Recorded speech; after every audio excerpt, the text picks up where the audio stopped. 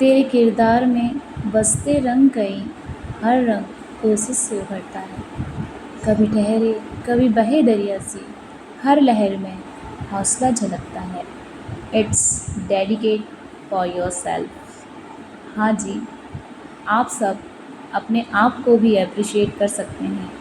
कभी कभी खुद को भी शाबाशी दे देना चाहिए, क्योंकि अगर आपको खुद को कभी फील नहीं होता है कि हाँ, आप कुछ अच्छा कर रहे हैं या आपने कुछ अच्छा किया है, तो कोई दूसरा कैसे करेगा। इसलिए मैं आप सबसे बस यही कहना चाहूँगी कि ये जो ज़िंदगी मिली है वो बहुत खूबसूरत है, तो इसे जी भर के जियो। ये ज़िंदगी जितनी खूबसूरत है उतनी ही छोटी है, पानी के बुलबुलों के जैसे। न जाने कब कौन सा बुलबुला ख़त्म हो जाए, इसलिए हर पल को खूबसूरत बनाओ।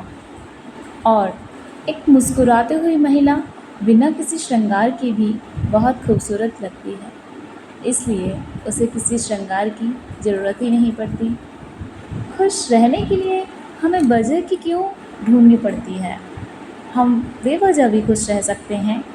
हम अपने छोटे छोटे पलों को खूबसूरत बना सकते हैं। बस शर्त इतनी है कि आपको जीवन जीने की कला आनी चाहिए, और वो कला मुझे लगता है कि एक स्त्री में बहुत अधिक होती है। उसका जीवन पानी की तरह होता है, जो उसे जिस आकार में ढालो उसी आकार में ढल जाती, जिस रंग को मिलाओ उसी रंग की हो जाती। इसका मतलब ये नहीं है कि उसका कोई अस्तित्व नहीं है। पानी का अपना खुद का भी वजूद है, फिर चाहे वह साफ होने का हो या लगातार बहने का हो। मैं बहुत सौभाग्यशाली मानती हूँ अपने आप को, क्योंकि मुझे स्त्री जाति में जन्म मिला। क्योंकि एक स्त्री में जो अपार क्षमताएं हैं, प्राकृतिक रूप से वो इतनी मजबूत बनाया गया है कि वह टूटती भी है, बिखरती भी है, और फिर उठ खड़े होने की पूरी क्षमता होती है। तो बस इसीलिए बहुत सौभाग्यशाली मानती हूँ, अपने आप को गौरवशाली मानती हूँ कि मैं एक स्त्री हूँ। और उस परम पिता परमेश्वर को हमेशा धन्यवाद इसी बात के लिए और देती हूँ कि मुझे स्त्री बनाया, और प्रार्थना भी करती हूँ कि मुझे अगले जन्म में भी स्त्री ही बनाना। क्योंकि स्त्री का जीवन बहुत संघर्षमय होता है, उतना ही ज़्यादा रोमांचक भी होता है। जितने बहुत खूबसूरत लम्हे या अनुभव उसके पास होते हैं, मुझे नहीं लगता कि कोई और उसे जी पाते हैं। जैसे कि माँ बनने का खूबसूरत पल, माँ रिश्ते बनाने के साथ साथ रिश्ते निभाने की भी कला उसी में होती है। एक दर्पण अपनी काबिलियत कभी नहीं बदलता, फिर चाहे वह 2 टुकड़ों में विभाजित हो या 1000 टुकड़ों में। इसलिए अपने असली बर्ताव को कभी नहीं बदलें, चाहे परिस्थिति कैसी भी हो, कैसी भी क्यों ना हो। जन्म से लेकर मृत्यु तक स्त्री को केवल त्याग, समर्पण, सहनशीलता के रूप में देखा जाता है। लेकिन अब बदलाव आ चुका है। अब महिलाओं को साहस, जोश, शक्ति, आत्मविश्वास और सम्मान के रूप में देखने की ज़रूरत है। हम महिलाएं न जाने कितनी चीज़ों को सहते हैं, सुनते हैं, फिर भी हम दूसरों को खुश करने का प्रयास करते हैं, तो हम खुद को तो खुश रख ही सकते हैं। तो बस यहीं से शुरुआत होती है एक नए जीवन की सफ़र की, खुद के लिए जीने के लिए नए रास्ते की।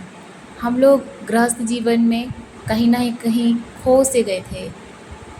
इस बार हमारा दूसरा सेशन हुआ और यह सेशन काफ़ी एनर्जेटिक रहा, बहुत ऊर्जावान रहा।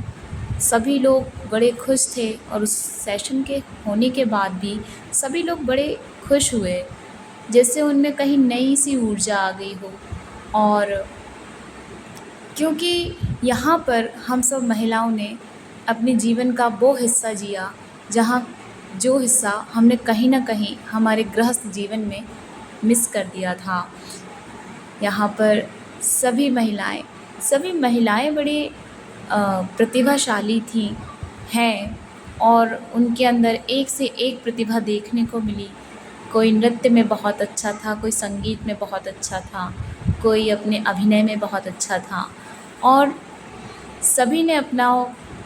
और सबसे मेन चीज़ ये कि यहाँ पर कोई भी परफेक्ट बनने की कोशिश नहीं की, और इवन कोई परफेक्ट होता भी नहीं है।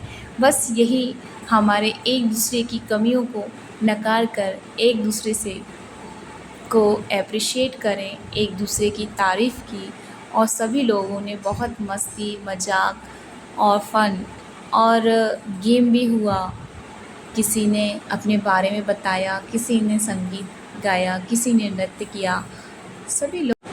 सभी बहुत खुश हुईं, और फिर ये खुशी का माहौल लगभग एक सप्ताह तक तो बना ही रहता है। और फिर जब हमें दूसरे सेशन का इंतज़ार रहता है, तो फिर कुछ नया करने की फिर से एक नई उमंग, एक नया उत्साह के साथ एक फिर नई दोबारा से शुरुआत करने का जो कौशल है वो उभर के आता है।